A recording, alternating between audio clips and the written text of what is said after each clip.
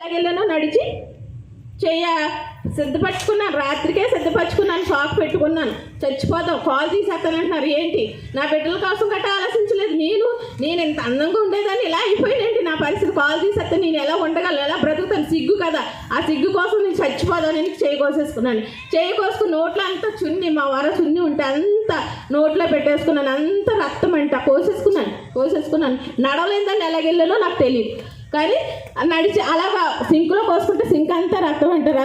Fridge కాడికి వచ్చి ఎలకెత్తలా పడిపోయాక చూసినప్పటికి చుట్టూ అంతా సీమలు పట్టి రక్తంలో కోమాలోకి వెళ్ళిపోయాను. దేవుడు ఈ అమ్మాయి ఎందుకు లేపాడో మరి. ఈ అమ్మాయి లేచి ప్రార్థన చేసుకోవడానికి లేచినట్టు. నేను ఎప్పుడో 2 గంటలకో 2:30కో కోసేసుకున్నాను. ఈ అమ్మాయి 4:30కో 4 గంటలకు లేచి అయ్యి బాబా అమ్మ రక్తం అయిపోయినా అమ్మ అందరూ లేపుది. అప్పటికప్పుడు పెద్ద హాస్పిటల్లో నా తమ్ముడు అది తీసుకెళ్ళి అక్కడ జాయిన్ చేసి 1 నెలలు అక్కడ కూడా నాకు పెద్ద హాస్పిటల్ అంటే సిగ్గు అని పెద్ద హాస్పిటల్లోనే కానీ రూమ్ తీసి రోజుకి 50 రూపాయలు ఎంతో 1500 నెలకు రూమ్ తీసి ప్రత్యేకంగా 1 నెల ట్రీట్మెంట్ చేయించారండి దేవుడికి. అప్పుడు బోన్ టీవీ అని తెలిసిందండి. టీవీకి మందులు 6 నెలలు వాడాం. కాలు ఒకవైపునే పడుకునేదాన్ని.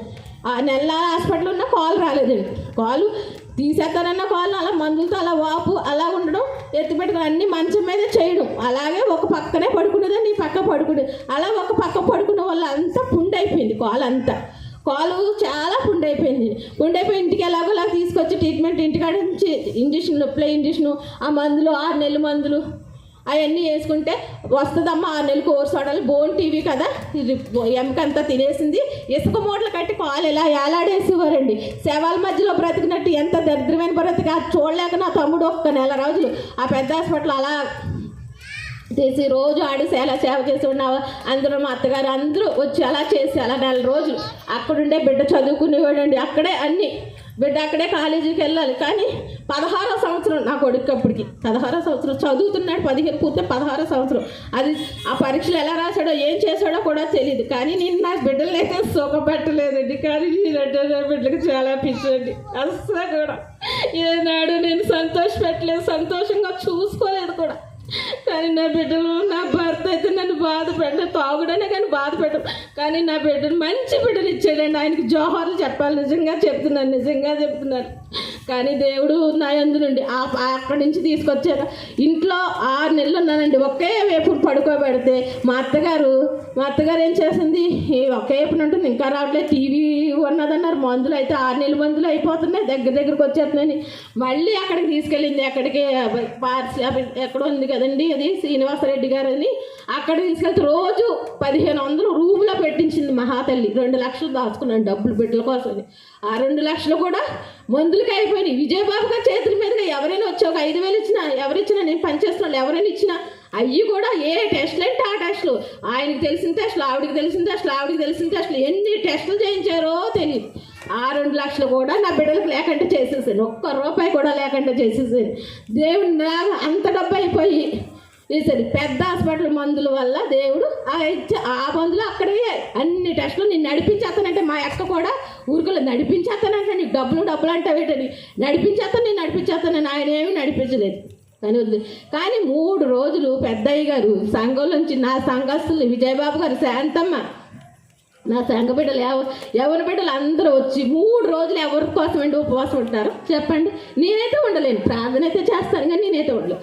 నా కోసం 10 గంటల నుంచి 3 గంటలు దాటే వరకు మోకాళ్ళు ప్రార్థన. పెద్దయ్య గారు నా కాళ్ళకి తైలు రాస్తూ నా కాళ్ళు పట్టుకొని దేవుడు ఆయన అలా ప్రార్థన చేస్తే 3 రోజుల్లో దేవుడు నన్ను లేపాడండి. కాలు తీసేస్తానన్నావండి. ఆ మందులు 2 లక్షలు పోయినాయి. మా అత్తగారికి వచ్చి వీళ్ళందరూ కూడా ఆ డబ్బులన్నీ ఆతకపరం అయిపోయినాయి. 1 రూపాయి మిగలేదు. నిరంబరంగా నా 2 బిడ్డలు నేనున్నాను. ప్రార్థన ద్వారాగా నా కాలు వస్తాయి. అయినా అంత పుండు ఉండిపోయింది. కానీ లేచి నడిచిన 1 వారం రోజులు ఎవరైనా కుర్చీలో కూర్చుని అలా పగలు రాత్రులు ఎవరైనా ఉంటారండి 1 వారం రోజులు?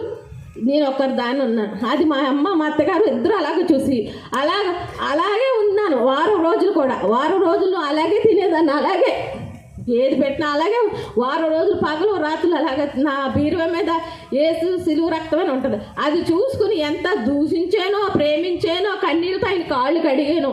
3 రోజుల ఉపవాస ప్రార్థనలో కాళ్ళు లేపారండి. దేవునికి స్తోత్రం. అందరి మట్టి దేవునికి వందనాలండి. అయ్యగారి ప్రార్థన, సంఘ బిడ్డల ప్రార్థన, శాంతమ్మ, విజయబాబు గారు అందరూ వచ్చి ఇక్కడ ఉన్నారు. అందరూ ప్రార్థన చేస్తున్నాడు. నేనైతే మర్చిపోనండి. నా కోసం అందరూ వచ్చి 3 రోజులు ప్రార్థన చేశారు. సంజాల ఇంట్లో ఉంటుంది అన్నమాట. జరిగింది ఆ ప్రార్థన వల్ల దేవుడికి జాయిగా. అప్పుడండి ఎంత తల కట్టంటే తలని చూసి పెళ్లి చేసుకున్నామని ఎవరు మా ఇంట్లో వాళ్ళు అందరూ. మా పద్మ కూడా ఇక్కడే ఉంది, మా తోటికోళ్ళు. తల అంత పెద్ద కుచ్చులుగా ఎంత తలని ఎంత ఒళ్ళుని ఇలా అయిపోయానండి. టీవీ అంటే పోయి జుట్టు అంతా వికృత రూపం వచ్చేసింది.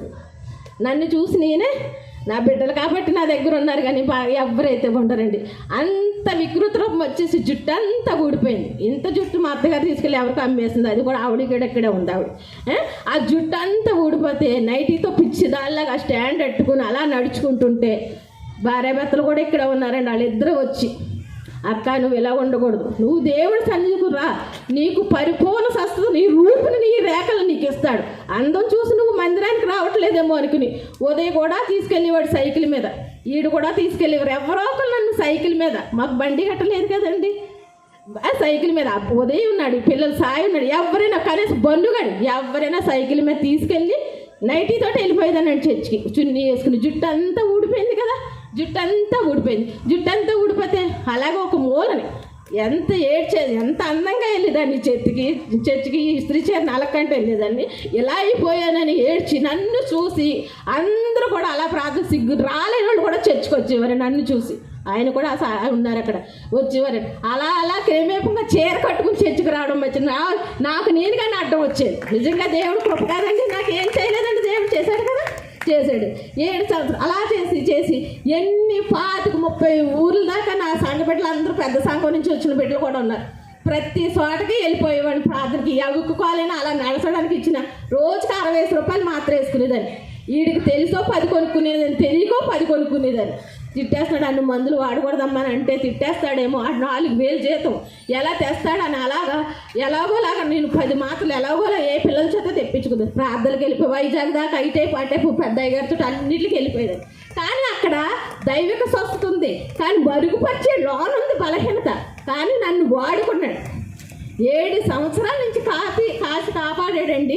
బలహీనత ఏంటో ఏ డాక్టర్కి ఎంత మందికైనా టీవీ మందులు వాడినా ఏ మందులు వాడినా లోన బలహీనత మట్టికి అలాగే ఉండిపోయింది. ఆ అవికదనం మట్టి నడుస్తున్నాను, ఎక్కడికైనా సువార్తకి వెళ్తున్నాను, పెళ్ళిళ్ళకి వెళ్తున్నాను, అందరూ నా కుటుంబ సభ్యులు అందరికీ వెళ్తున్నాను. కానీ లోన్ ఉంది నొప్పి. ఎక్కడికైనా ఎక్కువ వెళ్తే విపరీతమైన రాత్రులు వచ్చేసేది నొప్పి, ఒక పక్కకే పడుకో. ఎంత పుండులాగా అయిపోయిందంతా.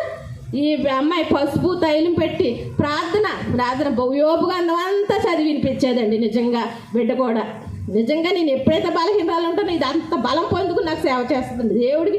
ఇది అబద్ధం కాదు, నిజంగా చెప్తున్నాను. తర్వాత నేను లేచానంటే ఇది బలహీనరాలు అయిపోద్ది. ఇప్పటికే కూడా అదే విషయం నిజంగా చెప్తున్నాను. అది అంత కూడా పూడిపోయింది. నడుస్తూనే వెళ్తున్నాను. ఈ ఆగస్టు 2016లో ఇక్కడికి వచ్చామండి. 2016లో వచ్చి ఎక్కడి నుంచి అక్కడికి అంత దూరం సేవల కాట్లకి వెళ్ళిపోయేదాన్ని పెద్దయ్య గారితో. వెళ్ళిపోయి చక్కగా చేసుకునేదాన్ని. రాత్రికి వచ్చినప్పుడు ఒక మాత్ర వేసుకుని పొద్దున్న మళ్ళీ నా పని ఎక్కడికి. కానీ ఇక్కడికి వచ్చిన కాడి నుంచి కూడా అలాగే వెళ్ళేదాన్ని. ఇలాగైనా సాక్ష్యం చెప్పు 2 సార్లు ఇక్కడ పూడికి కూడా పెట్టుకున్నాను. నా బిడ్డ విషయంలో నా బలహీనత మర్చిపోయి నిజంగా అలాగే వస్తున్నాను. ఈ ఒక్క 2020 కానించి బాగా నడవలేకపోతున్నానండి, చాలా నడవలేకపోతున్నాను. ఏంటంటే మరి లోన్ అంతా ఏమైందో నాకు తెలియదు, కానీ అస్సలు అడుగు వేయలేకపోతున్నాను. విజయబాబు గారు కాళ్ళు ఇరిగిపోయి అప్పటికి 11 నెలలు ఎంత అయింది. ఆయన రాడ్ పెట్టించుకొని నా ఎదురుగుంట ఇలాగే వీధి సువార్త పెట్టుకొని కృతజ్ఞతగా ఆయన అంత రాడ్ వేసుకుని వంగుని మా అందరి కోసం మోకాలించి ప్రార్థన చేస్తున్నారు. ఎంత సిగ్గుపడ్డానంటే ఏటినైనా నేను మోకాలు ఎప్పటి నుంచి 7 సంవత్సరాల నుంచి కూర్చుని ప్రార్థన చేసుకుంటున్నాను. నా రోగం ఏంటో నాకు బయలుపరచవా? ఏదో నడిచేస్తున్నాను, దేవుడు కృప బట్టి ప్రార్థన బట్టి నేను ఎలాగే నడిచేస్తున్నాను. ఏంటి తండ్రి, ఏంటి మా పరిస్థితి ఏంటి? ఆయన చూస్తే కూడా అంత ఆపరేషన్ చేసుకుని కూడా మరి మోకరించి ప్రార్థన చేశారా? నేనేమి చేయలేకపోతున్నానని ఎంత ఏడ్చానో ఆ భోజనాల దగ్గర ప్రార్థనగా ఎంత ఏడ్చానో నాకే తెలుసు, నా దేవుడికే తెలుసు. నిజంగా ఏడితే మట్ రోజుని మా పక్కింటి ఆవిడ అస్సలు నడవలేకపోతున్నారు కదండి. ఒకసారి షుగర్ ఎంత ఉందో లోన్ ఏమైనా నరాలు ఏమైనా దెబ్బ తినేసేమో షుగర్ టెస్ట్ ఇప్పి వెళ్ళండి అని చెప్పింది. ఇప్పి డాక్టర్ అని చెప్పింది కదా అని గబగబా 500 కార్డు రాయించుకుని అక్కడికి వెళ్తే ఎంత స్టోరీ చెప్పి నీకు ఎక్స్రే తీయాలమ్మా అన్నారు. ఎక్స్రే తీయాలి అని ఒక్క మాట అన్నారు. 1200 ఎట్టి ఎక్స్రే తీశారండి. ఈ టైప్కి ఆ టైప్కి 3,000 అయింది. చెప్పి సాగుకో చల్లగా చెప్పాడు. లోన్ అంతా దుమ్మంతా కుళ్ళిపోయి పిండి ఎలాగ నడుస్తున్నావమ్మా, నువ్వు కాళ్ళే దుమ్మే లేదన్నాడండి ఆయన. దుమ్మే లేకంటే నడుస్తున్నానా తండ్రి నేను? దుమ్మి లేదంటే పిల్లలకి అందరికీ చూపించారు. ఇది దుమ్మంతా ఇలాగే ఇదైపోయి బౌనంతా తుప్పెట్టేసింది, ఏమీ లేదు. ఇంకో కాలుకు తొడంతా కూడా ఇన్ఫెక్షన్ వచ్చి కాలే తీశారు. ఎప్పుడో 7 సంవత్సరాల కాని మాట ఇప్పుడు చెప్తున్నారంటే నేను బాగానే నడుస్తున్నాను కదా, ఇప్పుడు అసలు అదేనమ్మా. దీనికైతే మరి ఏంటి పరిష్కారం అన్నాను. ఆపరేషన్ పడుతుంది, 3 లక్షల రూపాయల దాకా అవుతుందని. మరి ఆరోగ్యశ్రీలు అవి ఎంత కట్టారండి, అవి చేయరా అన్నాను. అదైతే లేదు అన్నారు. అయ్యి బాబు ఇలాగనుకుని బిడ్డకి ఏమి చెప్పకుండా వచ్చేస్తే ఇలాగనంటే పిల్లలు కుదులైపోయి 3 లక్షల కోసం ఆలోచిస్తలేదండి. నా తల్లికి లోన్ అంతా పోయింది, కొత్తది రాడ్ ఆవిడకి తయారు చేసింది వెయ్యాలి, దాని ఒకటే 1,80,000 అవుతుంది అని అన్నారు. ఇవన్నీ ఆరోగ్యశ్రీ నాకైనా కొంచెం ఇది కదా, రూపాయలు ఖర్చు పెట్టాలంటే ఇప్పటికే అక్కడ 3 లక్షలు నా కొడుకు ఎక్కడ తెస్తాను, నేను ఎక్కడ తెస్తాను, సాయి హాస్పిటల్కి వెళ్తావరా ఆరోగ్యశ్రీలో గట్టా ఉంటుందేమోనంటే అక్కడికి వెళ్ళాం. యేసుబాబుని మా అత్తగారిని తీసుకెళ్ళాను, ఎవరిని తీసుకెళ్ళాను, వెళ్తే వాళ్ళు అలాగే అవుతుందమ్మా, దీనికైతే లేదు, మీకు ప్రత్యేకించి మీ సైజులో చూసి వెయ్యాలి, ప్రత్యేకించి 4 డాక్టర్లు చెయ్యాలి ఆపరేషన్, 1 గంట 6 గంటలు అయిపోయే ఆపరేషన్ ఏదో కాదు, లోన్ అంతా తినేసింది, ఇంతవరకు మీరు నడుపుతున్నారంటే చాలా గ్రేట్ అన్నారు. అది నా గొప్పతనం కాదు, దేవుడు గొప్పతనం కానీ దేవుడికి స్తోత్రం. హల్లెలూయా. దేవుడు నడిపించాడు అనుకున్నాను. 3 లక్షలు అంటే వీళ్ళిద్దరూ ఆలోచించుకుంటున్నారు ఏం చేద్దామని అనేసి ఆపరేషన్ చేయించేస్తే నా తల్లి బాగవుతుంది అనుకో, నాకు డబ్బులు ఎక్కడి నుంచి వస్తాయని అనుకోలేదండి, వాళ్ళు అస్సలు అనుకోలేదు. కానీ మా సార్కి చెప్పితే ఇలాగనంటే నాకు తెలిసింది, పవన్కి ఒక ఆపరేషన్ చేసిన డాక్టర్ ఉన్నారు, ఆయన కనుక్కుంటానంటే ప్యాకేజీలో మాట్లాడతామంటే 2,80,000 దీనికే ప్రత్యేకించి తీసుకుంటారంటే వాళ్ళు తక్కువ తీసుకుంటారు అని చెప్పారండి. మొత్తం నేను మాట్లాడుకుంటాను, నువ్వు మీ అమ్మగారికి ఇలా పోలేదు ఎప్పుడు చెప్పలేదంటే మీ చెల్లి కోసమే చెప్పావు కానీ ఎప్పుడు మీ అమ్మగారి కోసం చెప్పలేదు అని చెప్తే, నా దగ్గర అయితే నేను దాచుకున్న డబ్బులు ఆడ దాచుకున్న డబ్బులు 25,000 రూపాయలు ఉన్నాయండి. నిజంగా యథార్థంగా చెప్తున్నాను. ఇంట్లో కూర్చోబెట్టి 16 టెస్టులు చేశారండి. నిజంగా మీరు నమ్మితే నమ్మండి, హెచ్ఐవి టెస్టే కానీ, టీవీ టెస్టే కానీ, క్యాన్సర్ టెస్టే కానీ ప్రతి ఒక్క టెస్టు 16 టెస్టులు 26,000 25,000 అయినాయండి. నిజంగా ఎంతంత రక్తం తీసేసి అన్ని టెస్టులు, ఇది 4 రోజులకి, ఇది 5 రోజులకి, ఇది 6 రోజులకి వస్తుందంటే ఎంతంత రక్తం తీయించాడు, ఎంతంత జ్యూస్ పట్టించాడు నా కొడుకు, ఎంతంత రక్తం తీయించాడు, ఎంతంత జ్యూస్ దానిమ్మ పెక్కల రక్తం తీసినప్పుడు అలా బిడ్డ గిలగిలగిలగిలా ఆడిపోయాడు. డబ్బులు తీసుకెళ్ళి నేను రక్తానికి ఏంటి నా తల్లి ఎలా బాధ పెడుతున్నారని రక్తం తీయించాడు, జ్యూస్ పట్టించాడు, రక్తం తీయించాడు, జ్యూస్ ఆడి బాధ నేను రక్తం తీయించుకున్నందుకు కాదు కానీ ఆడి బాధ చూడలేకపోయేది, ఇంటికాడ దీని బాధ చూడలేకపోయేదని. కానీ దేవుడు ఎన్ని టెస్టులు అన్నీ చక్కగా నార్మల్గా మీ అమ్మ ఆపరేషన్ సిద్ధంగా ఉన్నారు అని చెప్పారండి. దేవుడు డబ్బులు ఎలా సమకూర్చారో యేసయ్యకి మాత్రమే దేవుడు కృపను బట్టి తెలుసండి. మా దగ్గర రూపాయి కూడా లేదు, ఫోన్లో కూడా లేదు, నా బ్యాంక్ దగ్గర కూడా ఏమీ రూపాయి లేదు. కానీ అలాగే దేవుడు సాయం చేశారు. 25 టెస్టులు అది ఇంట్లో, అది హాస్పిటల్లో ఉంటే బోల్ రూపాయలు అవుతాయి. అందుకునే ఆ సార్ తెలిసింది కాబట్టి అన్ని ఇంట్లో ఉంచి నన్ను తీసుకొచ్చి అన్ని చేసుకుని ఆ 25 అన్ని రిపోర్ట్లు ఒక ఇలా ప్యాకేజ్ చేసుకుని అక్కడ 2,80,000 ఎంతో బిడ్డలు సాయి కూడా అందరూ మాట్లాడుకుని దేవుడు మా అత్తగారు ఒక 50,000, మా అమ్మ 1,00,000 రూపాయలు ఇచ్చిందండి. దేవుడు కృప పెట్టి ఆ డబ్బులు ఈ డబ్బులు నా దగ్గర ఏమో మళ్ళీ ఇలా సార్ దగ్గర కొంచెం అప్పు తీసుకుని ఆ సార్ దగ్గర సాయం చేసుకుని మొత్తం అన్నీ తీసుకెళ్ళి హాస్పిటల్లో చేస్తే 4 రోజుల్లో ఇదంతా మళ్ళీ అక్కడికి వెళ్ళేటప్పటికి గుండు వీక్గా ఉంది. ఈ అమ్మాయి 6 పాయింట్లే రక్తానికి వచ్చేసింది. రక్తంకి ఇవ్వాలంటే థామస్ సిద్ధపడ్డాడు, డేవిడ్ గారు వీళ్ళందరూ సిద్ధపడ్డారు దేవుడు. కానీ 6 పాయింట్లలోనే మళ్ళీ దేవుడు 7 పాయింట్లు చేశాడు దేవుడు రక్తం ఆపరేషన్. అది కూడా సక్సెస్ఫుల్గా 4 రోజుల్లో నిలబెట్టాడండి దేవుడు. వారం రోజుల నుండి మళ్ళీ నా ఇంటికి నేను దేవుడు వచ్చేటట్టు దేవుడు ₹1 ఎలా పుట్టించాడో ఆ దేవుడు అలాగే దేవుడు చేశాడు. దాన్ని బట్టి ఆపరేషన్ సక్సెస్గా అసలు 4 డాక్టర్లు అండి, 4 డాక్టర్లు ఎంత 3 గంటలు పైగానే చేశారంటే ఆపరేషన్. చేసి నన్ను సజీవ రెక్కల్లో తీసుకొచ్చి నా బిడ్డల దగ్గర అప్పచెప్పారు. ఒక వారం 10 రోజుల నుండి అక్కడి నుంచి వచ్చేస్తే విజయబాబు గారు అన్నారు, పైకి ఉన్నాయి కదమ్మా వెళ్ళలేవు మెట్లు మా ఇంటికంటే నేను ఎవరి దగ్గర కంఫర్టబుల్గా ఉండలేను, అయ్యా మీకు ఏమనుకోకండి నేను ఇక్కడే ఉంటాను అని చెప్పి ఇక్కడే ఉన్నాను. అందరూ సంఘ బిడ్డలు అందరూ రోజు యవనస్తులు ఒక్కరు కాదండి, నా ముందు వెనక అందరూ కూడా దైవజనురాలు సంఘ బిడ్డలు చిన్న బిడ్డతో కూడా నా కోసం ప్రార్థన చేశారండి. దేవుడు